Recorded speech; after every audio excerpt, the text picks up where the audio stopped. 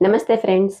आज हम इस वीडियो में बात करेंगे जो प्रकृति होती है वो विकृति में कैसे कन्वर्ट हो जाती है। तो अगर प्रकृति जो है वो विकृति में कन्वर्ट हो जाए तो उसका मतलब है कि हमारे शरीर के अंदर दोष जो है उनका इम्बैलेंस होने लगता है और फिर वो विकृति में कन्वर्ट होके हमारे बॉडी के अंदर जो है वो रोग उत्पन्न करने लगते हैं।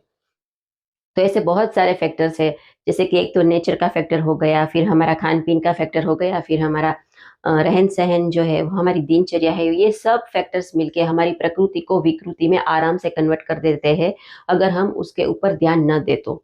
तो पहले तो हमने अभी तक की जो भी मैंने वीडियो बनाई है, आपने अगर उसको कंटिन्यूअस फ़ॉलो किया है तो आपको पता चल गया होगा कि जो वात, पित्त और कफ प्रकृति है वो कैसी होती है, उस वो मनुष्य कैसे होते हैं और ये प्रकृति जो होती है, वो नेचर के किन एलिमेंट से बनती है। जो प्रकृति होती है वो कुल मिला के 7 प्रकार की होती है और इन्हीं प्रकृतियों को आचार्य ने उत्तम, मध्यम और हीन ऐसे 3 कैटेगरी में डिवाइड किया है।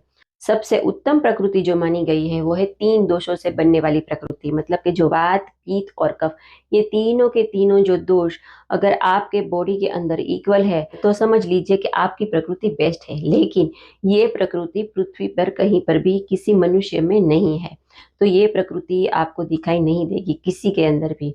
ठीक है। उसके बाद आती है मध्यम कैटेगरी वाली प्रकृति। तो उसके अंदर जो प्रकृति आती है, तो पहली है वात, सिर्फ पित्त और सिर्फ कफ। ऐसे तीनों के तीनों जो दोष अगर सिंगल है तो वो प्रकृति मध्यम है और उसके अंदर भी सिर्फ कफ है तो वो प्रकृति बेस्ट है। अगर पित्त है तो वो प्रकृति जो है वो ठीक ठीक है और जो वात प्रकृति है वो बहुत ही हीन प्रकृति है। और ये प्रकृति भी आपको बहुत ही कम देखने को मिलेगी, जैसे कि 400-500 में भी ये 2-3 जन आपको मिल जाएंगे हार्डली। तो सिंगल सिंगल दोष वाली प्रकृति भी होती है, तो वो बहुत मुश्किल से देखने को मिलती है। अब उसके बाद जो आती है वो है हीन प्रकृति, जिसके अंदर 2 दोष से बनी हुई प्रकृति होती है। तो जिसके अंदर वात पित्त, पित्त कफ और वात कफ, जिसके अंदर जिससे कि बॉडी के अंदर कोई भी 2 दोष होते हैं वो ज़्यादा होते हैं। और ये प्रकृति जो है वो आप में, मुझ में, हम सब में यही प्रकृति देखने को मिलती है।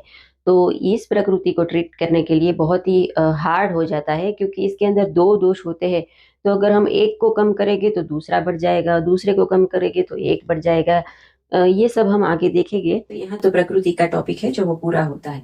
अब बात आती है उसकी मेंटेन की। तो मेंटेन के लिए 2 फैक्टर जो है वो बहुत ही ज्यादा काम करते हैं।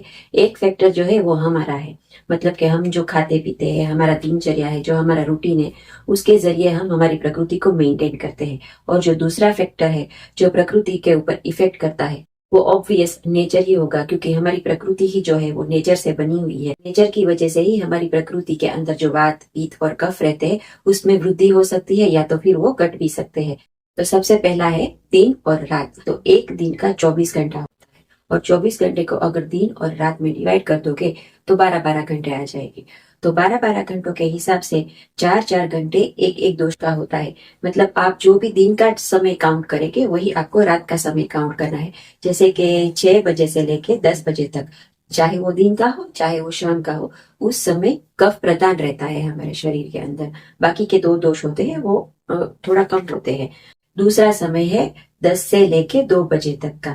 तो इस समय पित्त प्रधान होता है, उस समय सूर्य भी प्रबल होता है, उसकी वजह से जो अग्नि होती है वो भी प्रबल होती है, तो पित्त प्रधान रहता है। और बाद में 2 से लेके 6 बजे का जो समय है उस समय में वात प्रधान होता है।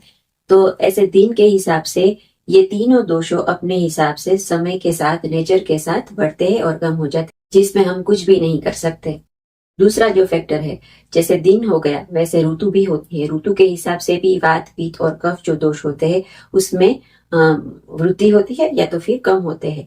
तो ऋतु के हिसाब से आप देखेंगे 6 ऋतुएं बताई है: शिशिर, वसंत, ग्रीष्म, वर्षा, शरद और हेमंत। तो ये 6 ऋतुएं हैं। शायद आपने कभी इनके नाम सुने भी नहीं होंगे, लेकिन आपको इन डीप में नहीं जाना है। मैं यहाँ पर एक चार्ट दिखा रही हूँ। इस चार्ट के अंदर आप सभी ऋतुओं को देख सकते हैं कि अगर वो हिंदू कैलेंडर के हिसाब से आप देखोगे तो कौन सा मंथ किस मंथ में पड़ता है वो भी आपको पता चल जाएगा। और अंग्रेजी जो मंथ रहते हैं वो भी ये शिशिर वसंत के समय पे कब आते हैं वो भी पता चल जाएगा। तो इसके अंदर आपको बहुत डीप जाने की जरूरत नहीं है, मैंने सिर्फ आपको नॉलेज के लिए ये चार्ट दिखाया है। तो मोटा मोटा सा आपको इतना समझना है कि जब उत्तरायण स्टार्ट होता है तब से लेके 4 महीने तक का जो ड्यूरेशन है वो थोड़ा ठंडी का होता है और उस समय कफ प्रदान होता है। उसके बाद आता है समर। समर के अंदर सूर्य की किरणें सीधी पृथ्वी के ऊपर आती है, उसीलिए उस टाइम गर्मी ज्यादा रहती है, तो उस समय पित्त प्रबल रहता है। और उसके बाद जब बारिश की सीजन शुरू होती है, जब मानसून स्टार्ट होता है, तो उस समय वायु की प्रबलता ज्यादा रहती है। आपके घरों में आपकी दादी नानी ने स्पेशली रेन के टाइम पे आप लोगों को भजिया और पकोड़े जरूर खिलाए होंगे, क्योंकि उन लोगों को भी पता है कि जब बारिश की सीजन होती है तब उस समय वायु की प्रधानता ज्यादा होती है और उसी की वजह से वायु के जो गुण है वो रुक्ष है, ड्राई है, तो इसीलिए हमें तेल वाली चीजें ज्यादा खानी चाहिए। हमने ऋतु की बात कर ली। जो तीसरे नंबर पे आती है हमारी उम्र। अगर हमारी उम्र देखेंगे तो हम उसको 3 सेक्शन में डिवाइड करते हैं। एक हमारा बचपन होता है, एक हमारी यंग एज होती है और एक आता है हमारा बुढ़ापा। तो ये तीनों उम्र के जो दायरे है, जो पीरियड है, उसके हिसाब से वात पित्त कफ वो प्रदान होते हैं। जैसे कि चाइल्डहुड देखें तो 1 साल से लेके 20-22 साल तक, जब तक हम मेच्योर नहीं हुए होते तब तक कफ प्रदान ज्यादा होता है, क्योंकि उस समय आप देखोगे तो बच्चों के अंदर भी कफ रिलेटेड बीमारियां ज्यादा होती है। सर्दी खांसी बुखार ये सब उस एज में ज्यादा होता है। फिर उसके बाद आता है जो यंग एज कहलाती है, तो 22 से लेके 40 या 45 या 50 साल तक हम जब तक यंग एज रहती है तब तक हमारे बॉडी के अंदर पित्त प्रदान होता है। तो इस एज के अंदर आपको ज्यादातर पित्त रिलेटेड बीमारियां ज्यादा देखने को मिलेगी। एसिडिटी, माउथ के अल्सर अगर इश्यूज भी इस एज के अंदर ज्यादा देखने को मिलते हैं। इस पीरियड को खत्म करने के बाद आती है वृद्धावस्था। तो वृद्धावस्था में समझ लीजिए कि 45 साल से लेकर जब तक आप जिंदा रहते हैं तब तक वायु प्रदान रहता है और उस एज में हमें वायु से रिलेटेड बीमारी ज्यादा होती है, जैसे कि घुटने के दर्द, कमर के दर्द और वायु का जो नेचर है बार बार भूल जाना, और ये सब चीजें हमें उस एज में ज्यादा परेशान करती है। तो हमने तीनों के तीनों फैक्टर देख लिए, जो ऋतु है, दिन है, हमारी उम्र है, जिसके ऊपर सिर्फ और सिर्फ प्रकृति का ही चलता है। हमारा उसमें कोई भी बस नहीं कि हम उसके ऊपर कंट्रोल कर सके। तो ये तो हो गई बात पूरी नेचर की, कि नेचर कैसे हमारे बॉडी को इफेक्ट करते हैं, जिसमें हमारा कुछ बस नहीं चलता है। लेकिन जो बस चलता है वो है हम खुद। तो हम हमारे जरिए हमारी प्रकृति को कैसे नुकसान पहुंचाते हैं, उसको कैसे मेंटेन रख सकते हैं, ये सब हमारे हाथ में है। तो मैं आपको ज्यादा मेंटेन करने के लिए बताऊं, उससे पहले मैं यहाँ पर आपको एक एग्जांपल देना चाहती हूँ। जैसे कि बाहर ठंडी की ऋतु है, समझ लीजिए, और आपको गर्म पानी से नहाना है, और आपके पास गर्म पानी तो है लेकिन वो बहुत ही ज्यादा गर्म है, जहां पर आप उसको छू भी नहीं सकते। तो ऐसे में आप क्या करोगे, उस गर्म पानी को थोड़ा ठंडा पानी लेके उसको थोड़ा टेम्परेचर है जो नॉर्मल करोगे, उसके बाद जाके आप उस पानी का यूज करोगे। तो हमें भी कुछ इसी तरीके से अपने बॉडी के अंदर जो हमारे दोषा है उसके साथ करें। हमारी बॉडी के अंदर जो भी दोष है, वो जो भी गुणधर्म है उसके अंदर, उससे विरुद्ध गुणधर्म वाली चीजों को हमें अपनाना पड़ेगा। चलिए, इसको और ज्यादा जानने के लिए मैं आपको यहाँ पर एक चार्ट दिखाती हूँ और उसके अंदर जाके हम ज्यादा डीप से अच्छे से समझ पाएंगे। मैंने यहाँ चार्ट को अच्छे से समझने के लिए चार्ट के अंदर वात, पित्त और कफ को उसके गुणधर्म के साथ लिख दिया है। तो पहले देखते हैं कि वात का जो ड्राई गुणधर्म है, उसका जो रुक्षता का गुणधर्म है, उसका ऑपोजिट गुणधर्म जो है वो है स्मूथनेस, और वो है कफ के पास। वैसे ही ड्राई का जो लाइट गुणधर्म है, उसका ऑपोजिट गुणधर्म है जो वो है हैवी, वो भी कफ के पास है। उसी तरह पित्त का जो हॉट और बर्न का गुणधर्म है, उसका ऑपोजिट कूल एंड काम का गुणधर्म जो है वो है कफ के पास। उसी तरह कफ के पास जो स्लो का गुणधर्म है, उसका ऑपोजिट गुणधर्म जो है वो है फास्ट, और वो है वात के पास। तो हमने यहाँ देखा कि कैसे ये पूरे के पूरे जो दोष है वो एक दूसरे से एकदम विभिन्न है, एकदम ही विरुद्ध गुणधर्म वाले हैं। उनके अंदर कुछ भी समानता नहीं है, उनके अंदर सभी गुणधर्म जो है वो सब एक दूसरे से विरुद्ध है, और इसी विरुद्ध गुणधर्म की वजह से वो लोग एक दूसरे को काटते भी है और उसको दबा भी सकते हैं। तो हमें भी यही कुछ करना है हमारे स्वास्थ्य के साथ। हमारी जो प्रकृति बनती है उसके जो गुणधर्म है, उस गुणधर्म से विरुद्ध गुणधर्म वाली चीजों को हमें हमारे शरीर में ज्यादा अपनाना है। तो ऐसी विरुद्ध गुणधर्म वाली चीजों को अपना के ही हम हमारी जो प्रकृति है, हमारा स्वास्थ्य है, उसको बैलेंस रख सकते हैं। तो बात आती है पहले रूटीन की। तो हम रूटीन में ऐसा क्या क्या करते हैं जिसकी वजह से हमारी जो प्रकृति है वो बैलेंस में नहीं रहती है और विकृति में बदल जाती है। तो ये सब चीजों के अंदर आती है हमारा खान पीन, हमारी रहन सहन, हमारा जो रूटीन है जो हम फॉलो करते हैं, हमारी एक्सरसाइज है, मतलब ये जो भी चीजें हैं जो हम नॉर्मल लाइफ में करते हैं, हमारा खाना पीना, बोलना, बातें करना, सोना, हमारी एक्सरसाइज, मतलब ये जो भी नॉर्मल सी चीजें हैं वही हमारी रूटीन कहलाती है। तो इसका मतलब ये नहीं कि हम सिर्फ और सिर्फ डाइट के ऊपर ध्यान देंगे और अगर हमारे रूटीन को फॉलो नहीं करेंगे तो हमारी हेल्थ जो है वो अच्छे से बनी रहेगी।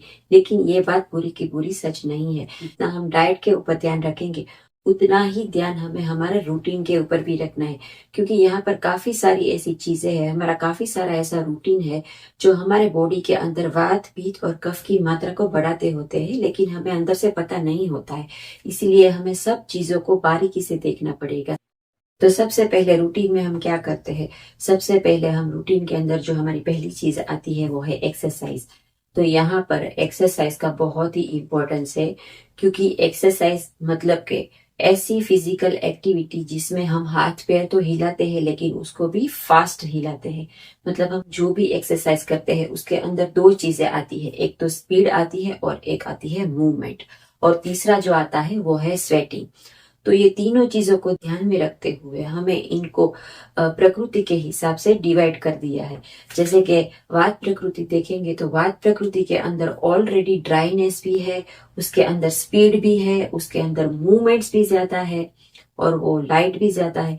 और ये सब चीजों की वजह से वो लोग हाइपर एक्टिव है। एक तो ये लोग ऑलरेडी हाइपर एक्टिव रहते हैं और उसके ऊपर भी ये लोग अगर ऐसी हाई एक्सरसाइज करेंगे तो उनका बॉडी ज्यादा ही और हाइपर हो जाएगा। तो वो ये एक्सरसाइज बिल्कुल ही नहीं करना है। तो इसका मतलब है क्या वो एक्सरसाइज नहीं करेंगे? बिल्कुल नहीं, उन्हें एक्सरसाइज नहीं करनी है, लेकिन उन्हें रिदमिक सिस्टेमिक जो योगा होते हैं, जो नॉर्मल वॉकिंग होता है, जो एरोबिक्स होते हैं जिसके अंदर फास्ट मूवमेंट नहीं होते हैं और बहुत ही स्लो मूवमेंट्स होते हैं और जो रिदमिक चलते हैं वही उनको करना है।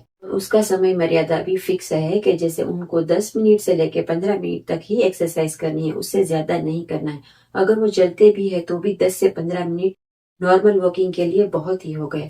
तो इसका मतलब है कि जो वात प्रकृति वाले लोग हैं उन्हें एक्सरसाइज बहुत ही कम में करनी होती है और उन्हें मेडिटेशन ऐसी सब चीजें ज्यादा करनी है ताकि उनका जो माइंड है वो थोड़ा रिलैक्स रहे, उनकी जो बॉडी है अंदर से थोड़ी रिलैक्स, ताकि उनका जो वात दोष है उसमें वृद्धि ना हो।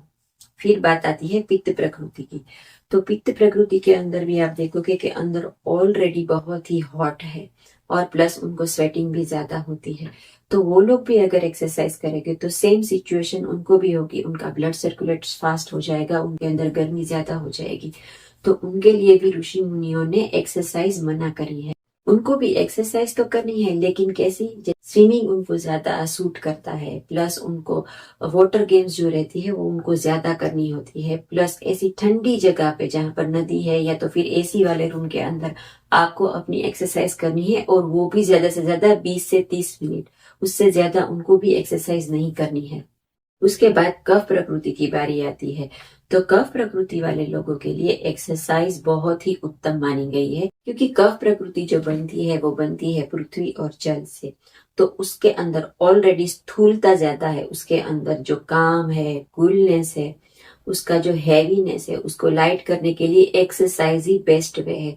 और उनका बॉडी भी ऐसा होता है कि वो एक्सरसाइज लॉन्ग टाइम पर कर सकते हैं और लॉन्ग ड्यूरेशन के लिए भी कर सकते हैं।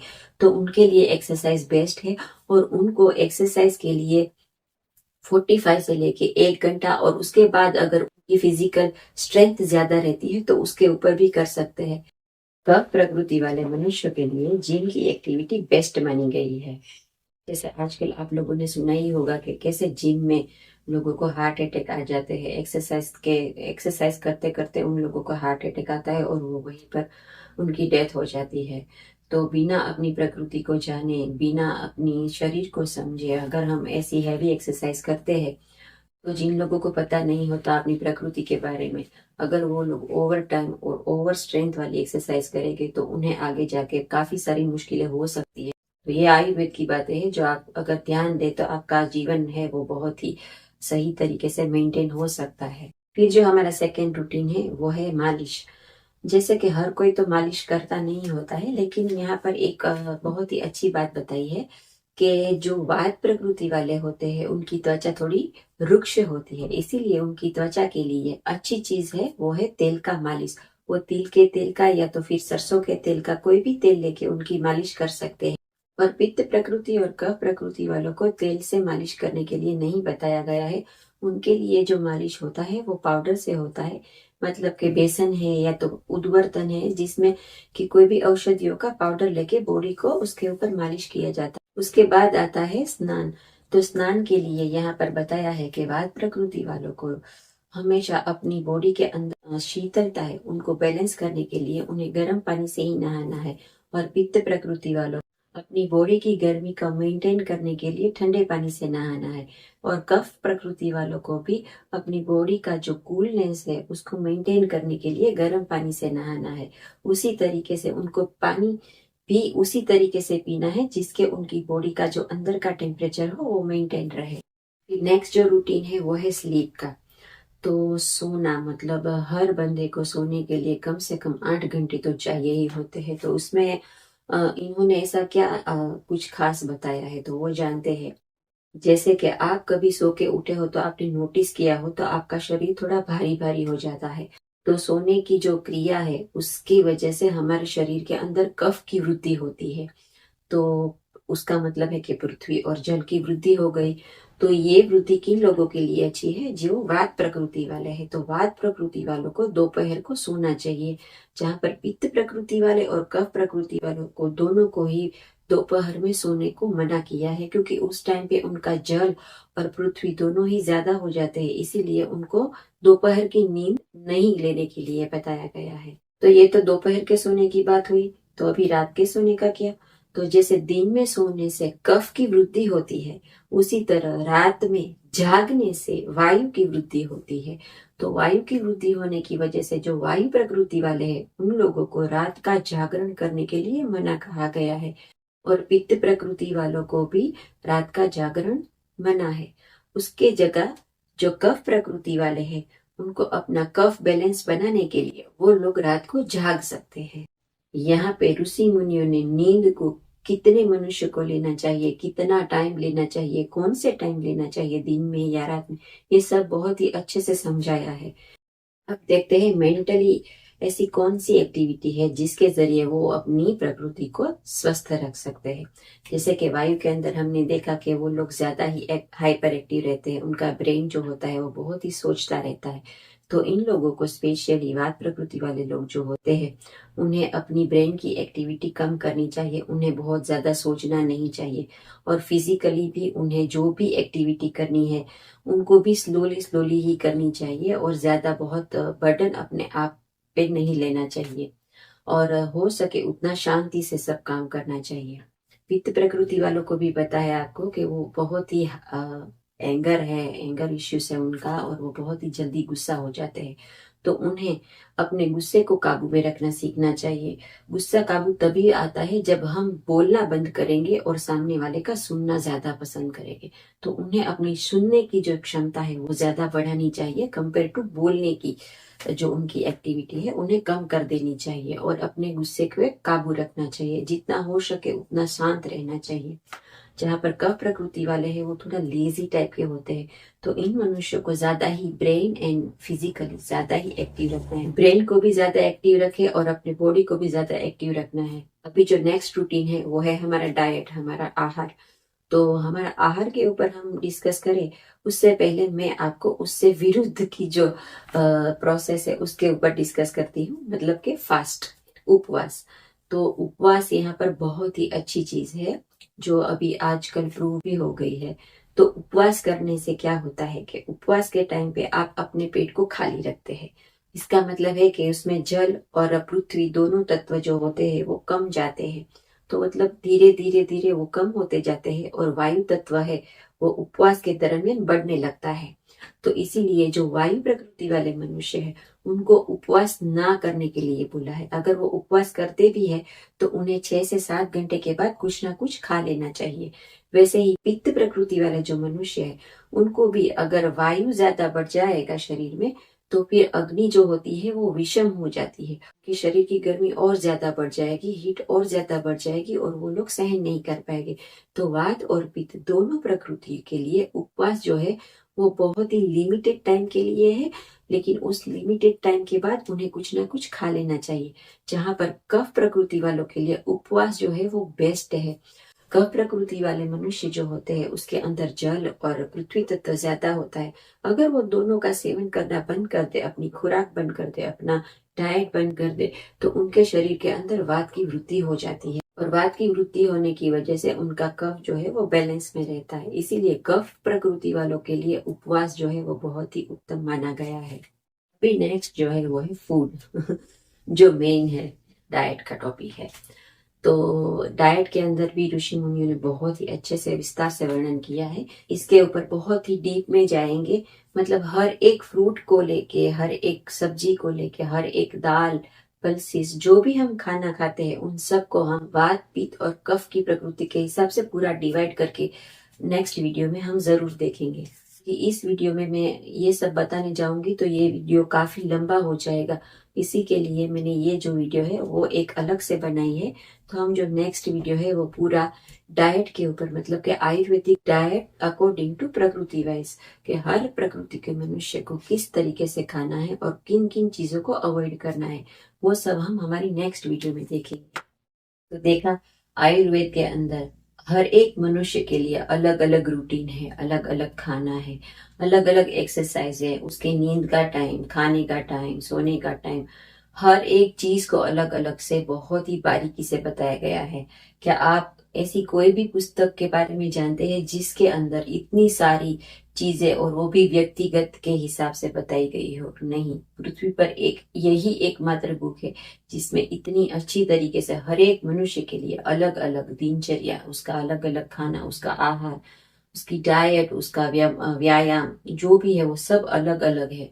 तो आई होप कि आज की वीडियो में आपने समझ लिया होगा कि आयुर्वेद का जो रूटीन है वो सबके लिए एक जैसा नहीं है, और उसी तरीके से जो खाना भी है वो भी एक जैसा नहीं है, जो हम आगे बात करेंगे।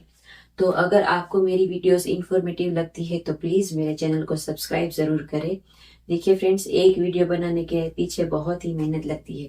आपके सिर्फ एक लाइक से और सब्सक्राइब करने से मुझे तो पैसा नहीं मिलेगा, लेकिन हाँ, हमें थोड़ा मोटिवेशन जरूर मिल जाता है और हमें अच्छा लगता है कि हाँ चलो, हमारी वीडियो जो है वो किसी के तो काम लग रही है, कि किसी को नॉलेज मिल रहा है, तो हमें थोड़ा मोटिवेशन मिलता है। तो प्लीज लाइक भी जरूर कर दीजिए, और तब तक के लिए स्टे सेफ।